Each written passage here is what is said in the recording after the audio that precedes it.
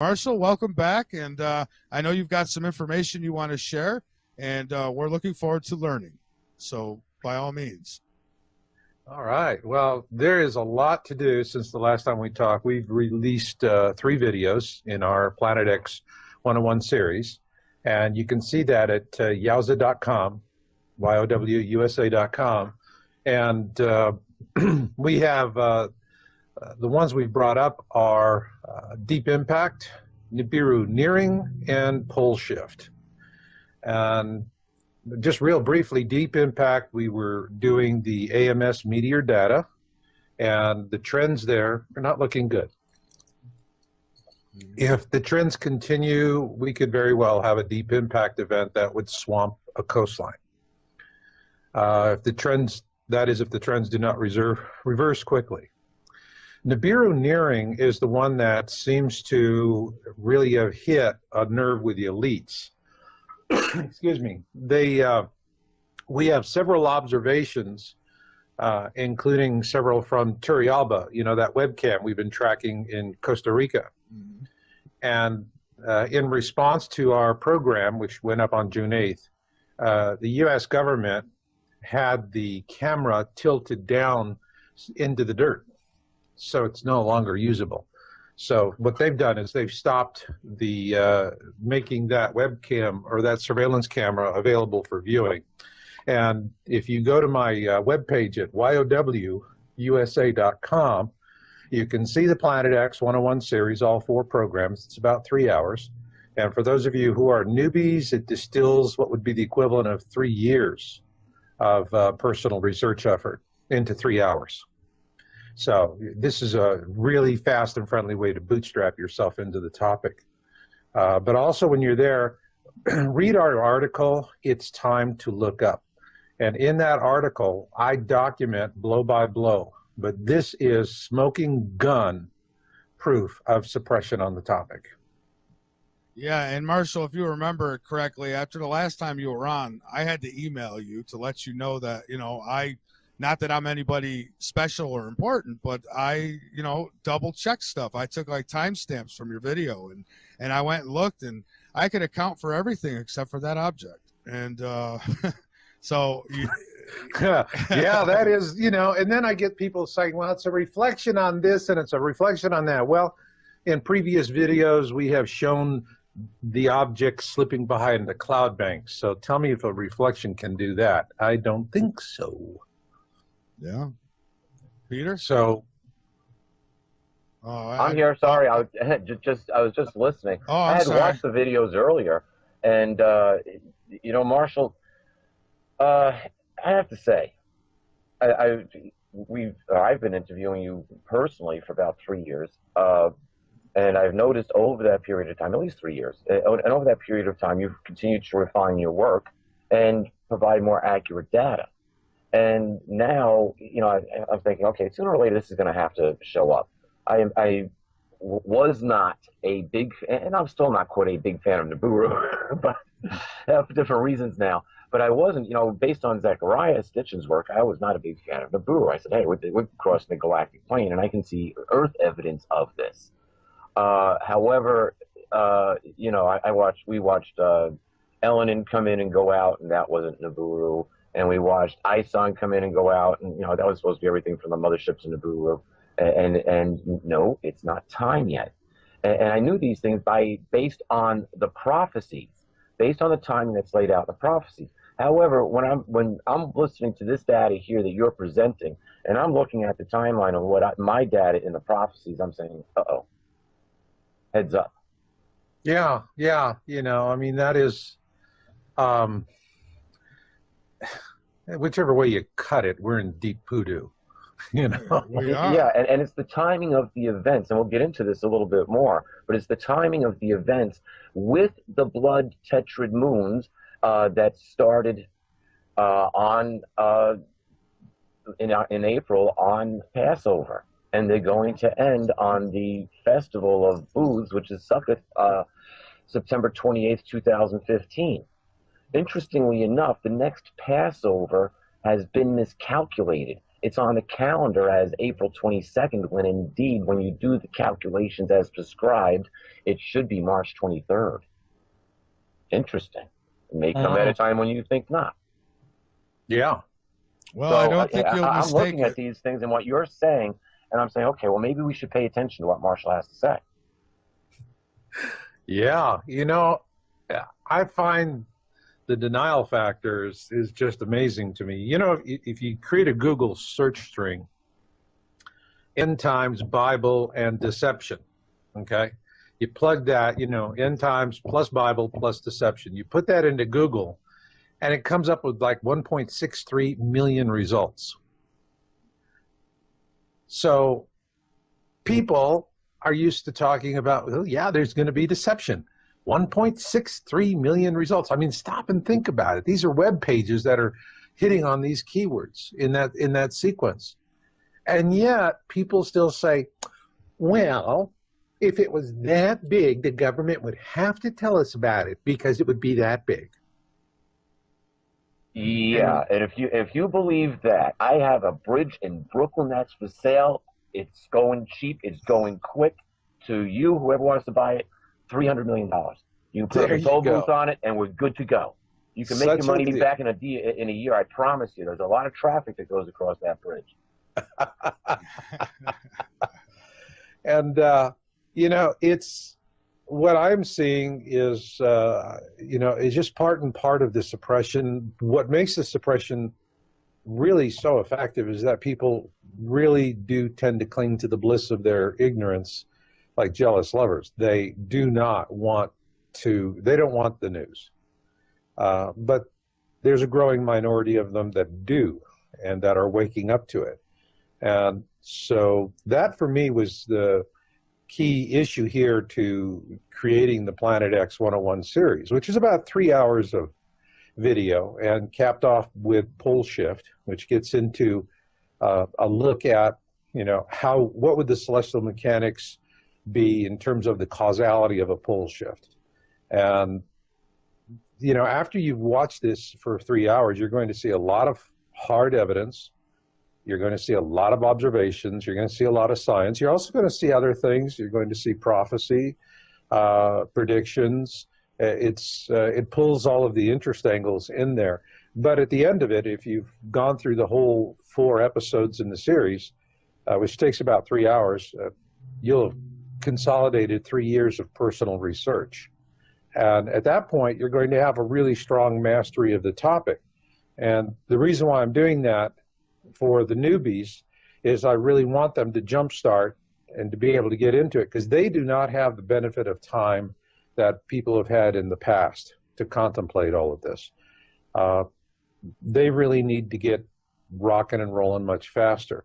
And so for that reason, I've got myself working on a dual track where I need to work with the newbies, which is why I do this series, but my greater emphasis right now is to begin helping people who are going to who've already committed to surviving this.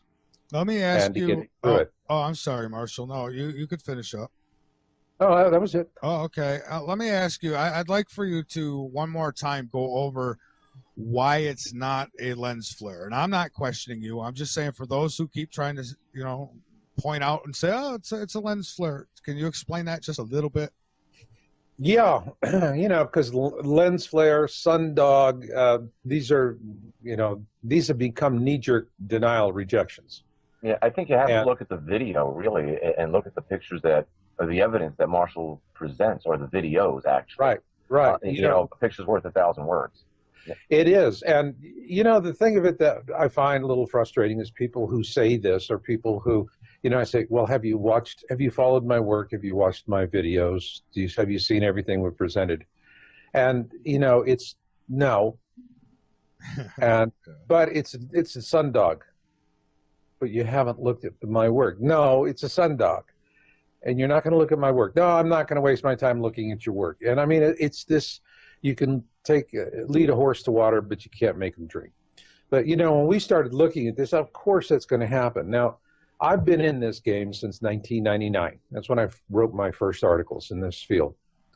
And it was in about 2003 that I started seeing a real heavy disinformation effort by the operatives being planted with these sundog cell phone pictures. And this was in the days when you had the early camera phones that had, you know, like 1 to 2 megapixel cameras. 2 megapixels was woo. And these cameras had really primitive circuitry compared to what we have now. And so all they had to do is just take it, name it at the sun, and shake it back and forth. And they could get it to do all kinds of stupid things and create halos and reflections and sundogs. You know, and Marshall, I just want to say one thing here. What you're pointing out here is extremely important. At one time, I had my own photography business, and I used Hasselblad and Rolleiflex. There was a reason. There's a reason why I used those cameras. Rolleiflex. Good Lord, man, you had the good stuff. Yeah, and for the, if I really wanted to expand the film, I had a Maya RB67, and that's it. I'm dealing with a piece of film which is 3 inches by almost 4 inches, and I would use ultrafine grain so I could turn around and take that picture and blow it up to a 3 by 4 photograph, 3 foot by 4 foot photograph, and it would look crisp and clear. So having and with the circuitry, when I love digital cameras. Big frustration with digital cameras. Now that they're getting up into the 40 megapixel range, okay, now we're talking. Yeah, but still, you're dealing with circuitry and still the camera's dealing with brain. Circuitry and batteries. And I got to be honest with you, you know, when I've gone out on certain shoots, I still have a good old 35 millimeter Olympus, and I'll go buy film and use it because click, you know, you got it, click. And with these digital cameras, it's click. And it just takes forever for them to image. They just don't have the speed unless you're going to go out and buy these really expensive ones. But then you run out of batteries. Then you run out of chips. I mean, the old Olympus, I just get a bag of film and maybe a couple extra batteries, and I'm good to go for a trip. And so it's getting there. But the big thing that we're really finding right now people are using for observations are smartphones. And here's what really made a huge shift in the disinformation effort, because back when the cell phones were 1 to 2 megapixels, you could get all of these aberrations. And so they just started flooding the internet with this nonsense, all right? And we were watching it. We've documented it. You can find it on our site. You know, we were, documenting what was happening years ago. Not that anyone is ever interested in history. And however, things changed in a very pronounced way when Apple brought out the first of the iPhones. I think back then it was about, 8 megapixel was the camera, but it just simply, the iPhone set a whole new standard. And at that point, what we saw was that the disinformationalists stopped the campaign. But they had already achieved their goals. They had gotten the terms reflections and sundogs injected into the public domain. And consequently, when people would look at pictures coming off of smartphones, they would brand them as sundogs just as fast as they would coming off of these junky little phones, which we won't even use images that come in from those phones. They're just very problematic. But the smartphones, now you're talking 10, 12 megapixels and more. I've got a Galaxy S4 active, and my God, the picture resolution is amazing. And so once those came in, the disinformation campaign chilled out, but the damage was already done. And so people were already inoculated against these kind of images. And the thing is, with a smartphone, you can get reflections and sundogs in an image, but you can also, unlike with the cheap cameras or the older cameras, which were very poor, you can differentiate between a legitimate object and some sort of aberration, reflection, or sundog. And so you can make those distinctions in a better resolution camera. And so, you still have this thing where people jump to it. Now, when we started tracking Turrialba, all right, And this is 3 different camera systems. And one was a standard definition, one was high definition, and the current one, which was gifted by the United States government, is about as clear as mud. And however, we've acquired Nibiru with all 3. But what's more important is that you're talking about. Yeah. Correct? But the point here is, and we've already put it in one of our past videos, all right, is that we have images of Nibiru slipping behind a cloud bank. Now, Peter, you were a professional photographer. How does a reflection or sundog or a lens aberration slip behind a cloud bank? It doesn't. When the sun, whenever that bright object goes behind the sun or clouds, that flare should go away. As a matter of fact, my favorite day to shoot, especially outdoors, was on overcast days. No sun, no haze. You don't have to worry about any kind of lens flare being in the way.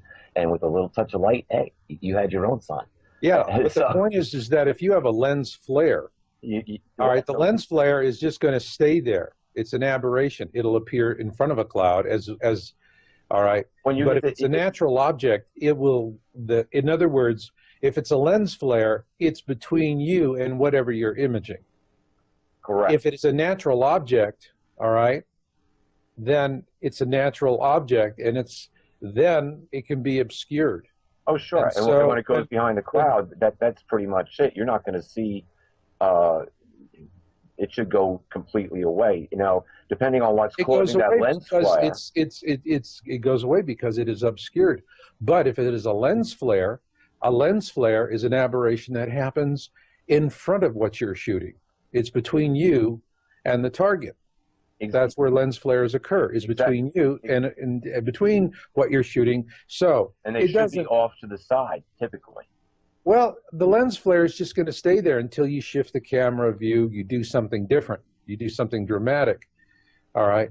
So the point here is we went through and we did a lot of work. I mean, God, we spent weeks on this stuff, reviewing the images, because we knew there would be this knee-jerk nonsense coming out. But also as researchers, we didn't want to go down a rabbit hole. So we want to make sure, first off, is this a reflection, a lens aberration, a flare of some sort? No. Okay, when we did our deep analysis on it, no. Were there flares, were there sun flares and other aberrations occurring? Yes, but because we had high-resolution imagery, you can sort between the two. Then we knew we had a natural object. Now, one of the things that we do is called a gamma test. That is the easiest way. Gamma is a way of adjusting your images in a digital format. It's not for film. Gamma is digital. It's desktop publishing. And so if you have a reflection, reflections are what we call cold objects. All right, so you turn the gamma down to 0, you'll always see the sun. But your reflections or your sundogs will disappear because they're cold images. They're not generating their own light. These are reflections of light that is already existing in the environment. So because the light has been bent through the distortion, it's not going to have the same heat, if you will. It's not going to be hot. It's going to be cold. And that is the principal way we use gamma for the test. And so when we look at it, you pull the gamma down to 0. And if that object is still there, then you know that that object is generating light. Because the only thing that'll go to 0 gamma is something that's generating light. All right? We do that. But also we go and we look at feathering. All right? If you have reflections and you do an intense close-up, you go down to the pixel level. Now, this is the reason why you need to have the high resolution. Because with high resolution, you can really zoom in on this, especially when if you have original source files. This gives you one big advantage with the digital camera that you're not going to have with a film camera. Because you'd have to be looking at the raw negatives under a loupe to actually look at what grains of silver were exposed. Yeah, that's really it. And the thing about it with digital is when you get the raw image file, you're essentially doing the same thing. You can really go down. And that's when we're looking for, the other thing besides gamma is we're looking for edge definition. All right, and an object that's generating its own light is going to have a crisper edge when you really zoom down on it. and a reflection is not. Reflection is always going to have a soft edge. So are sundogs. And guys, so these are the kind of things that we do when we're evaluating these images. And you know, I'm just not going to be buffaloed by a bunch of disinformation operatives who have just gone out and tainted, you know, the discussion with, you know, they do that. Like now the current thing is, you know, before sundog, sundog, sundog, sundog, you know, and everybody says it because they think, oh, well, it makes me sound intelligent. Okay, good. All right. And they really don't understand, you know, to the level that we do. Now the new term after sundogs that the disinformationalists have created is fear porn. Okay. And so these are code words. These become code words. It's this is social programming. And when you hear these code words, the immediate emotional message people get is, don't look at this. Don't look at this. Don't look at this. All right? And that's how it works. And it's effective because people want it to be effective. We've got to take a break, guys. So we'll pick right back up on this. I do want to ask you this quick before the break. Didn't the clouds, I mean, they played a significant role in showing that it wasn't a lens flare too, did they not? If I remember correctly. If the object disappears behind the cloud, all right, then you know that that object is behind the cloud. And a lens flare is going to be between you and the cloud. Mm-hmm. Lens flares live directly right in front of the camera, all right? Real natural objects are wherever they are in front of the camera. And that means if that object is slipping behind a cloud bank, that means that object is in space and it is behind the cloud.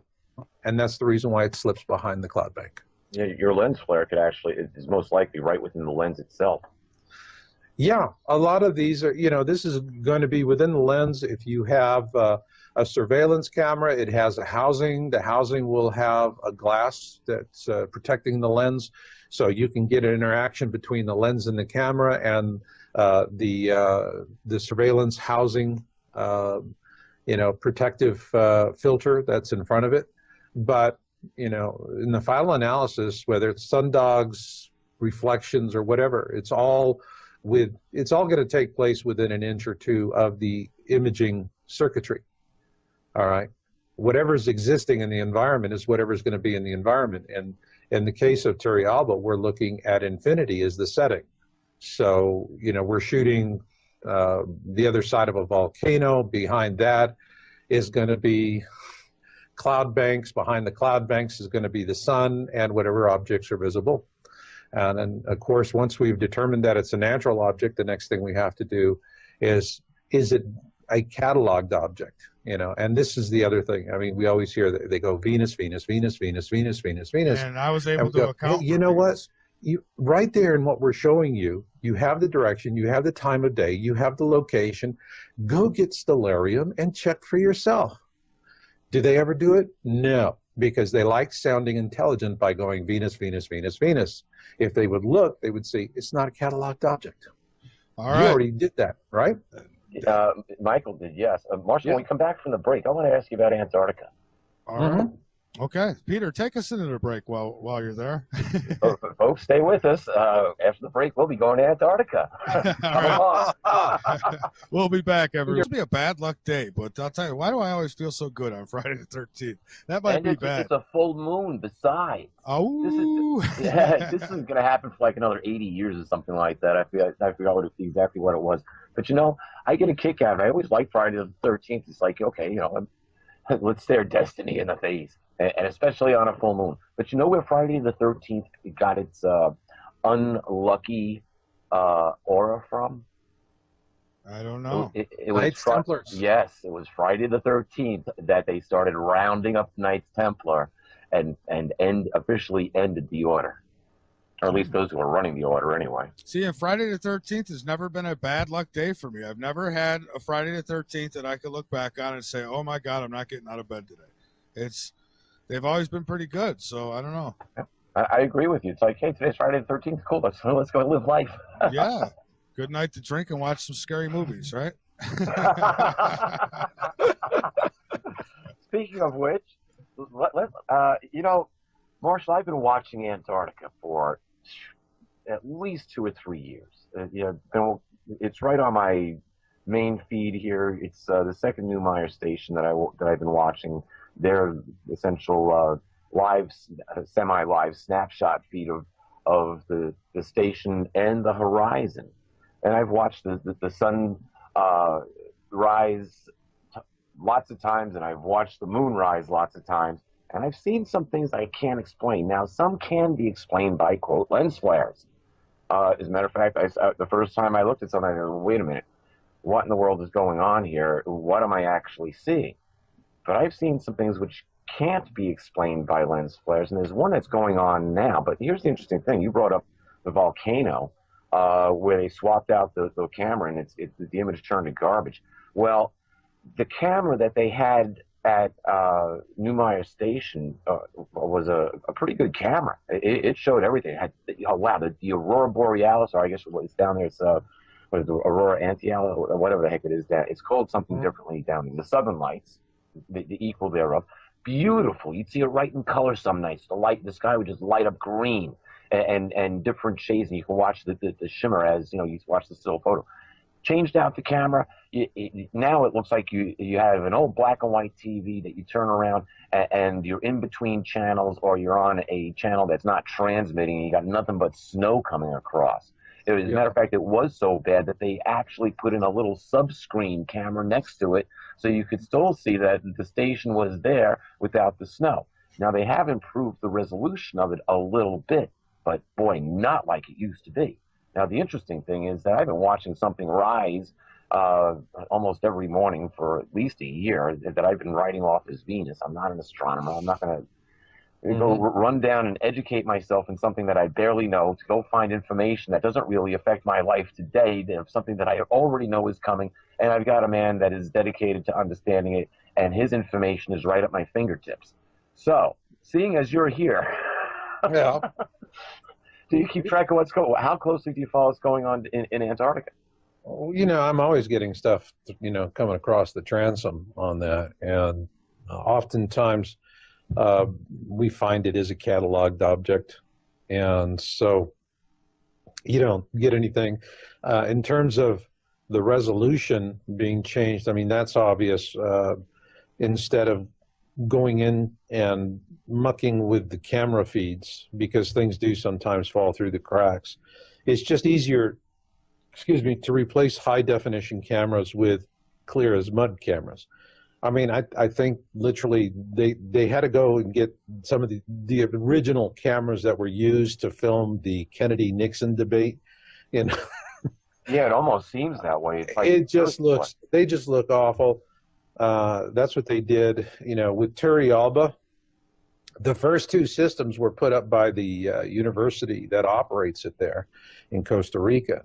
And when the second system, which was a very nice high-definition system, when it was disabled during a volcanic eruption, and these things happen, it's a very active volcano, it's a very dangerous environment up there, and it's hard on the cameras.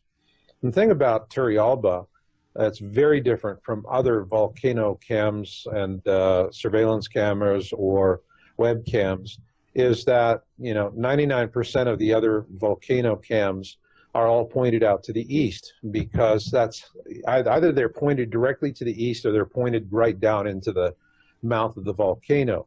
To the east, they want those really fabulous sunrise pictures in the morning, which are really fun to look at. With Turrialba, what they could only work from the eastern flank of the volcano. It was the only safe place where they could mount a camera looking out to the west-southwest. And the purpose of the volcano camera for Turrialba is actually, it's principally for the benefit of the people who live at the base of the volcano, because they get up in the morning and, they're not tuning into, Good Morning America. They're tuning into the volcano feed to see if they're going to need to bust a move that day. And so it's always had a very good field of view to show people what's happening in the volcano, particularly with a couple of events there.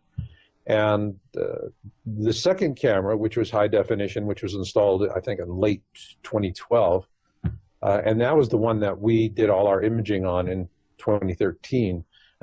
We've got literally, we probably got over 1,000 captures of Nibiru from that camera system.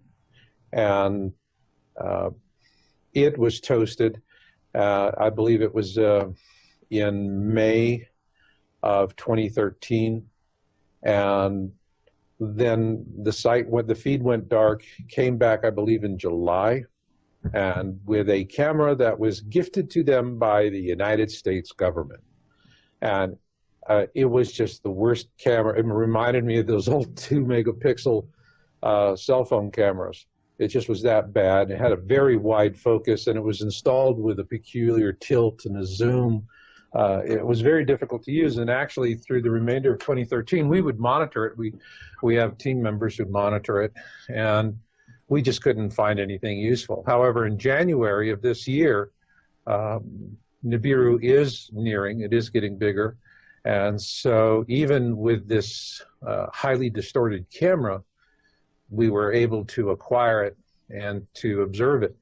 And so that is what we reported in our video we published on June 8th, which is Nibiru nearing. And in that one, we actually do a detailed analysis, and I actually, in that video, go through January of 2010, and Nibiru was visible in 2010. Also, we have January of 2013, January of 2014. It gives us the same time of year for 3 different years and 3 completely different camera systems. And then what I do is I compensate for tilt and zoom, but also not only people are resonating with it. What happened was the United States government had a very nasty response to it.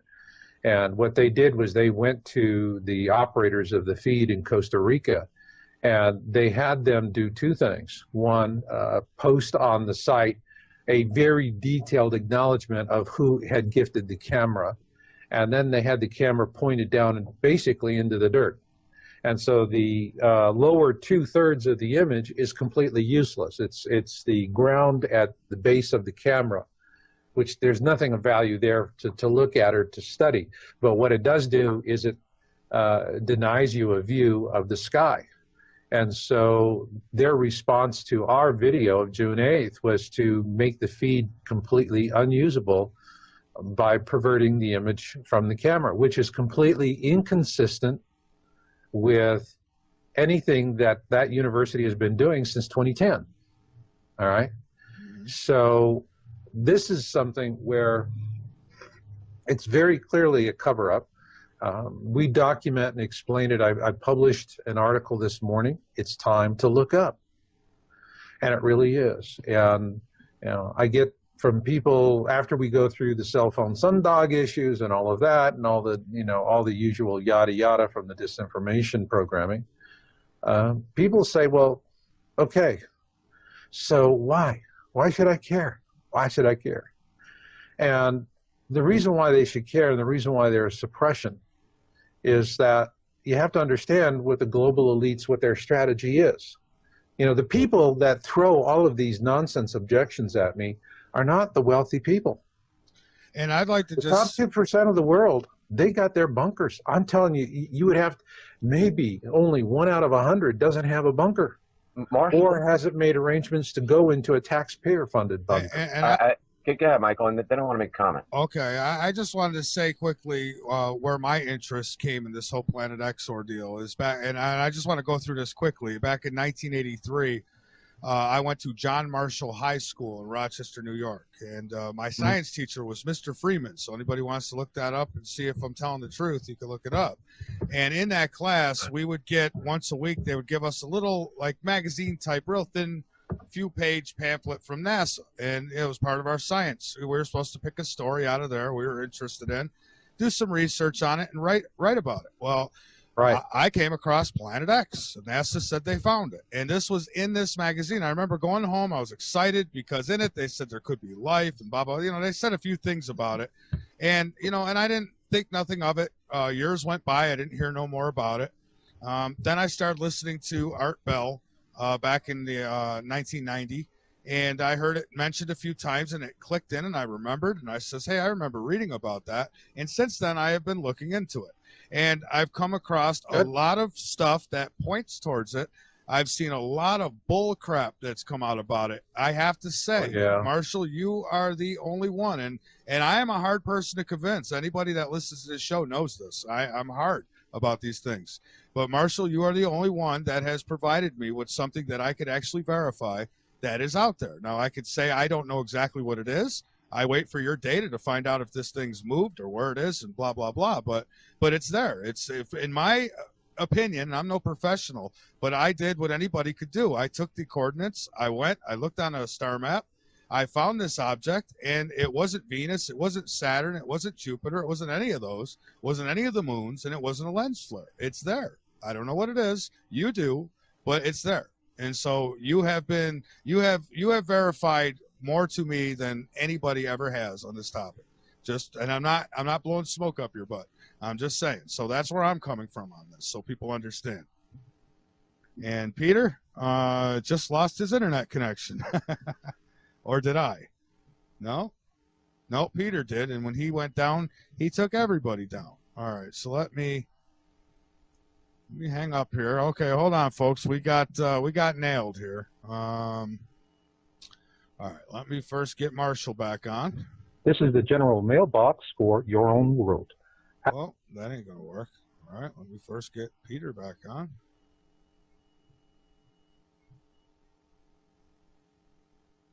Well, I don't know if his connection's come back yet. Peter was controlling the call, and he lost his connection. So when that happened, we lost everything. So we'll see if Peter gets back so he could comment. Let me try Marshall again. I'm just going to go back and forth here until I get one of them. This is the general mailbox for your own. That's not going to work. Wow. You sure it's not me that went down here? No, I'm still up.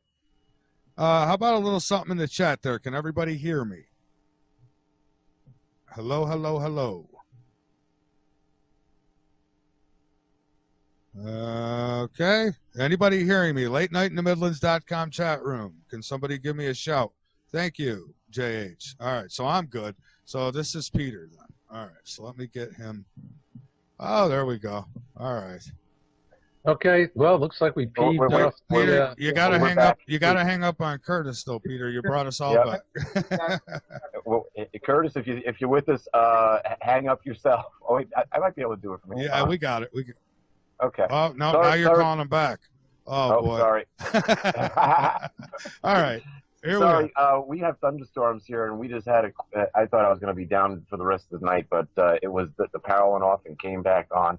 No, it was not the elite attacking us, although I do want to get into that subject. Yeah. Okay. Well, I'm glad to hear it was thunder. Well, I said what I had to say, Peter, so go ahead. I know you had a comment you wanted to make. Yeah, help, I've been knocked off the air.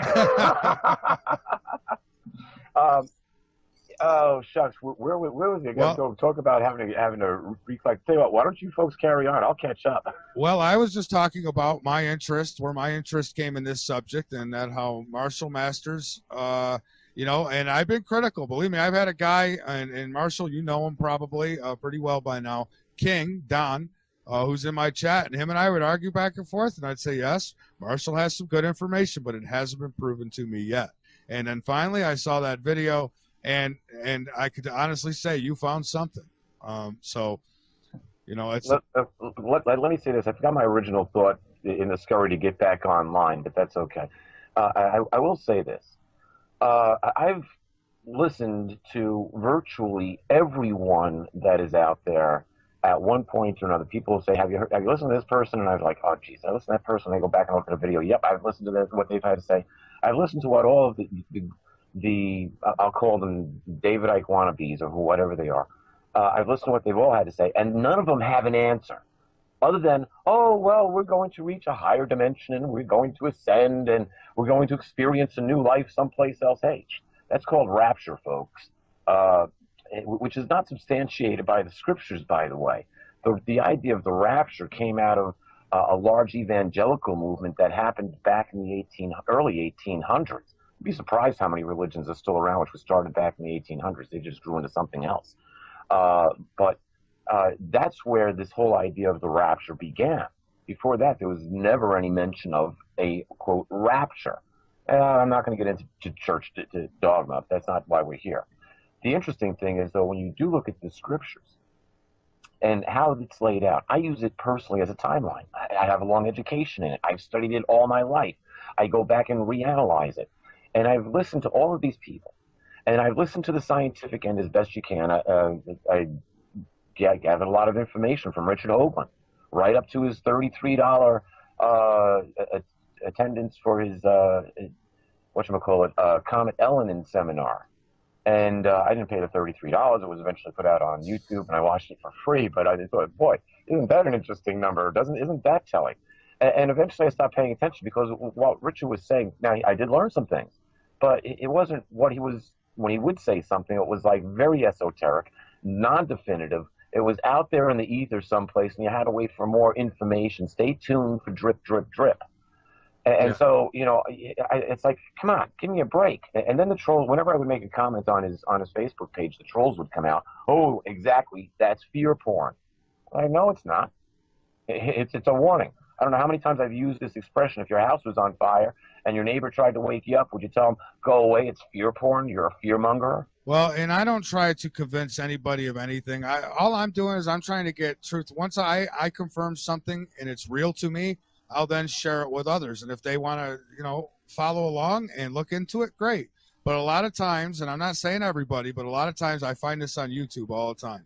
You got people trying to debunk that have never even, you know, I call them the parrot society. They repeat everything they hear.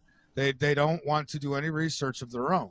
And I run into that quite often with people. And so, and the more closed mind they are, the less likely they are to read anything other than the headline, make a comment based on ignorance. I got into a heated debate over a topic with that in a friend's restaurant one night. Got up and walked off. You know, this gentleman pulled, I love this, he pulled his heritage. He said, well, my great-grandfather was a major in the Confederate War and in the Confederate Army. And I'm thinking, oh, so your family comes from a bunch of bigots, huh? That was good. He must have stuck you with a check after that one. Well, we weren't dining together. We just happened to be in proximity thereof as the conversation was going on. But I got so upset over the situation, I walked out without paying the bill. Good, you stuck him. Great. Well, it was my friend's restaurant. I stuck my friend. I wasn't had paid the bill later on, but I was so pissed at this person's ignorance. The fact that he would make a comment based on no information whatsoever to base the comment upon. None. Yeah. You know, I mean, it's like, you know, you go, they say, okay, I want to debate you on your evidence. Okay, fine. Have you studied it? No, but I want to debate you on your evidence. And what you get, and it's like, have you looked at any of my videos? No, but I want to debate you on your evidence. You know, it's like, so what are you going to do? Just call me names? I mean, how this is going to help? But, you know, guys, this behavior is all, it has nothing to do with Planet X. It has everything to do with social programming. Social programming is very powerful. Let me explain to you how this works, because this is important to understand why these people just do these idiotic things. Is that, first off, we are talking about a topic that provokes a deep racial memory that is in our memory engrams from birth, of rocks falling out of the sky and killing a heck of a lot of people. And so it is a terrifying thought for us. It just immediately evokes terror. And awareness, when you come into awareness in this topic, like I often say, it's like getting hit in the face with a dead salmon. You're just spitting scales for a while and wondering what the hell happened to you. And so what happens after your racial memory of a space threat is provoked, you're having an incredibly powerful, fearful, emotional response, which is then immediately channeled through social programming. You know, social programming comes, if we were in North Korea, you know, well, yes, everyone's in lockstep for the great leader. Okay, we know who's doing the social programming. Here, It's every bit just as powerful, but it's more subtle. And the social programming has a pyramid. At the top of the pyramid are the central bankers. And then they're the ones telling the corporations what the message is. Then the corporations are telling the governments that are in service to the corporations what the message is. And then it finally filters down to the people we rely on for advice, our doctors and our ministers and our parents and so forth. And finally, there we are at the, you know, the bottom end of the triangle. And might I add, this is also somewhat of a game of telephone. So the message at the top either becomes amplified or distorted by the time it hits the bottom. But what it all comes down to is that we're controlled, and we're never ever told the truth. We're never told the truth. And here's the thing of it is, you can ask everyone, does social programming exist? And everyone will look you straight in the face and say, absolutely, social programming, there's no question about it, it exists. And then right after they say that, they're going to look at you and they're going to say the same thing that every alcoholic who is in denial will tell you. But I can control it. All right? And alcoholics will say, I can control it, and I can control it, and they'll do that until finally they destroyed their life, and gosh knows how many other lives, and they show up one night at an AA meeting, and they stand up and they go, I'm so-and-so, and I'm an alcoholic. But they've got to really wreck their lives in order to get to that point. And with social programming, it's the same thing. Everyone it's a given. There's no hidden fact about it. But what people don't understand is that they embrace it like alcoholics embrace the bottle. All right.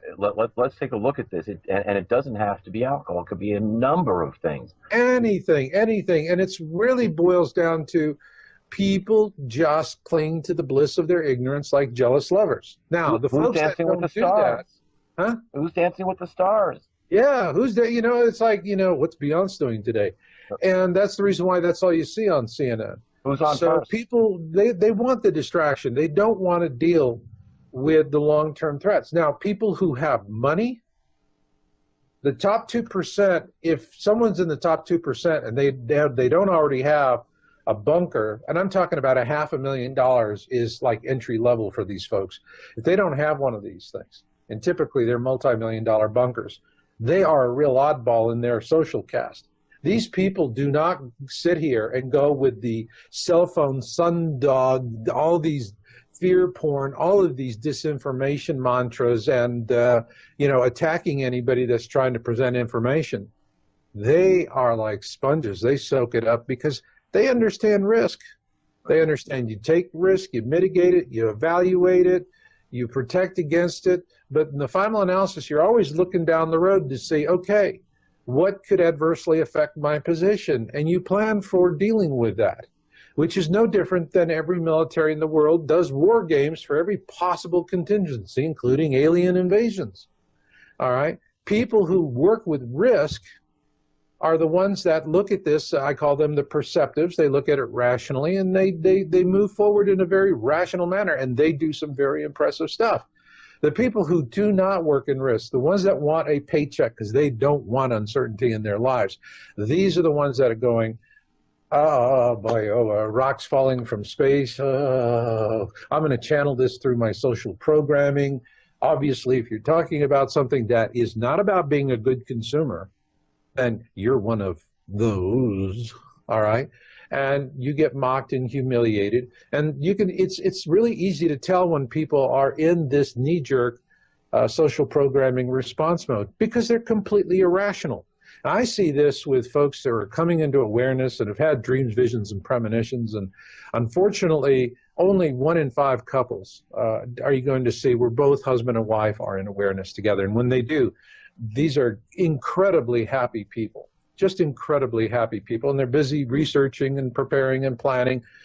And they've got control over their lives. And they are, what's really important is once you are in awareness, you are really free of the social programming. You are marching to the beat of a different drummer, all right? And you're being punished for it. You know, you're off everyone's Christmas card lists and so forth. But you're walking humbly with your God, and it opens up your life to a whole new dimension. That's amazing. You go through what the mystics call a Kundalini ascension, and you become really spiritual. You get much more connected to the cosmic consciousness, God, Yahweh, whatever you want to call it. But your sense of connection, your sense of purpose, and how the universe is unfolding really expands in ways that are nurturing and fulfilling. And for the people who are the fear babies that are still stuck in their social programming with these knee-jerk reactions, they can't relate to it. And what I see with these couples is that one in awareness will tell the other, honey, just please look at this mountain of evidence I've accumulated.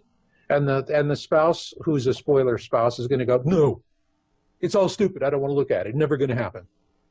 But just look at a few things. No, it's all stupid. You're stupid. And if you don't do it, I'm going to divorce you. And see what happens. That's it. It gets into these really, really nasty threats, bad behaviors, name calling, mockery, humiliation. And you know, the interesting thing is I have never seen someone in awareness who is married to a spoiler spouse. Never do I see them say, well, you're as dumb as a sack of hammers. I'm going to divorce you. Never. They're always as loving as possible. They always bend backwards. They always turn the other cheek. It's the other spouse that immediately goes on the warpath with, if you don't stop this awareness crud, I'm going to divorce you. Okay? And the hammer. You'll burn in hell. You'll burn in hell. And the interesting thing is about once that threat is laid down, the spoiler spouse, then they're back, they've hit the nuclear button. Okay? Now it's a winner-take-all kind of situation. And in 1 out of 10 cases, I see that the spoiler spouse will divorce the person in awareness. But in the final analysis, 9 times out of 10, it's the person in awareness that winds up divorcing the spoiler spouse, if for no other reason than you're just tired of dealing with all the negativity they're injecting into your life, and you just want some peace and quiet. Absolutely.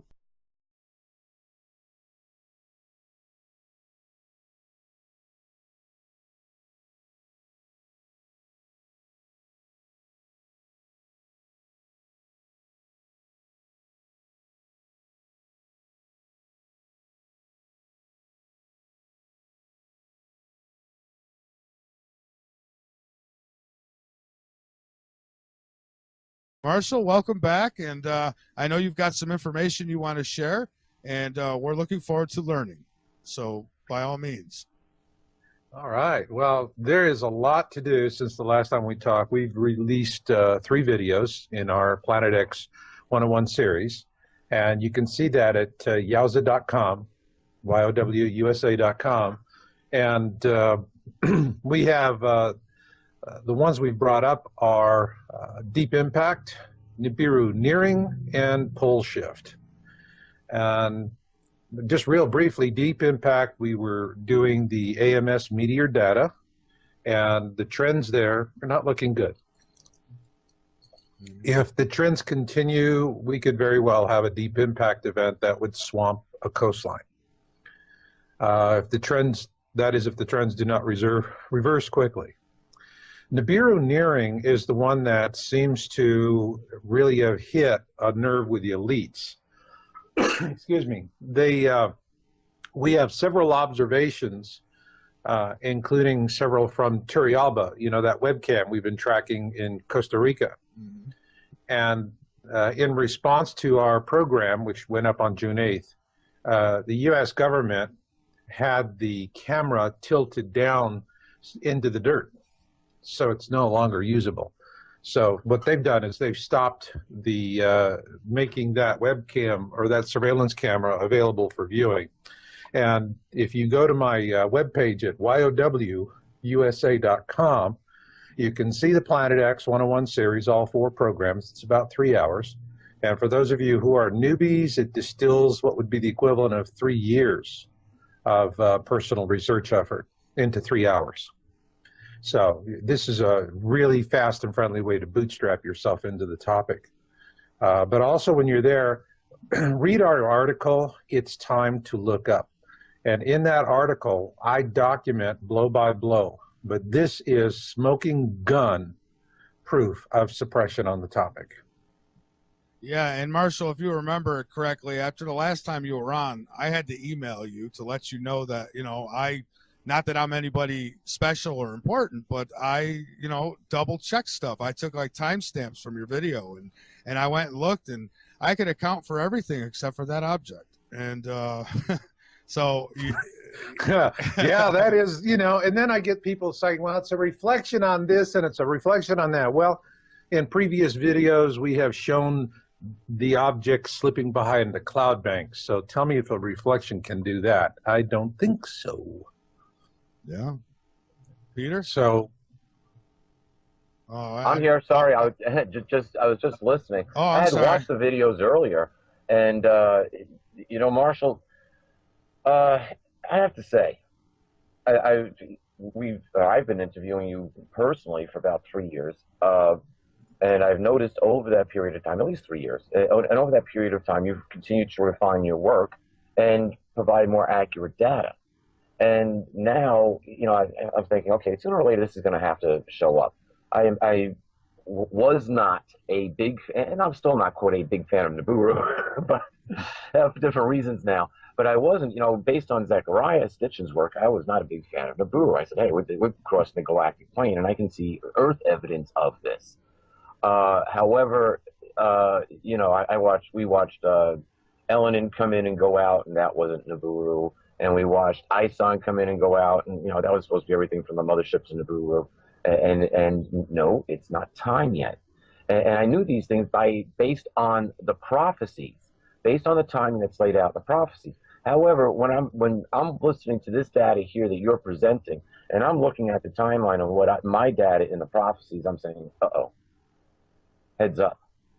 Yeah, yeah, you know, I mean, that is, whichever way you cut it, we're in deep poodoo. You know? We are. Yeah, and it's the timing of the events, and we'll get into this a little bit more, but it's the timing of the events with the blood tetrad moons that started in April on Passover, and they're going to end on the Festival of Booths, which is September 28th, 2015. Interestingly enough, the next Passover has been miscalculated. It's on the calendar as April 22nd, when indeed, when you do the calculations as prescribed, it should be March 23rd. Interesting. It may come at a time when you think not. Yeah. Well, So I don't think you'll I'm mistake looking it. at these things and what you're saying, and I'm saying, okay, well, maybe we should pay attention to what Marshall has to say. Yeah, you know, I find the denial factor is just amazing to me. You know, if you create a Google search string, end times, Bible, and deception, okay? You plug that, you know, end times plus Bible plus deception. You put that into Google, and it comes up with like 1.63 million results. So people are used to talking about, well, yeah, there's going to be deception. 1.63 million results. I mean, stop and think about it. These are web pages that are hitting on these keywords in that sequence.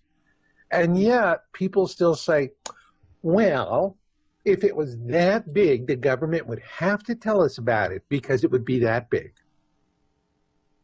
Yeah, and if you believe that, I have a bridge in Brooklyn that's for sale. It's going cheap. It's going quick. To you, whoever wants to buy it, $300 million. You can put a toll booth on it, and we're good to go. You can make your money back in a year. I promise you. There's a lot of traffic that goes across that bridge. And you know, it's what I'm seeing is you know, is just part and part of the suppression. What makes the suppression really so effective is that people really do tend to cling to the bliss of their ignorance, like jealous lovers. They do not want to, they don't want the news. But there's a growing minority of them that do, and that are waking up to it. And so that for me was the key issue here to creating the Planet X 101 series, which is about 3 hours of video and capped off with pole shift, which gets into a look at, you know, what would the celestial mechanics be in terms of the causality of a pole shift. And, you know, after you've watched this for 3 hours, you're going to see a lot of hard evidence. You're going to see a lot of observations. You're going to see a lot of science. You're also going to see other things. You're going to see prophecy, predictions. It pulls all of the interest angles in there. But at the end of it, if you've gone through the whole 4 episodes in the series,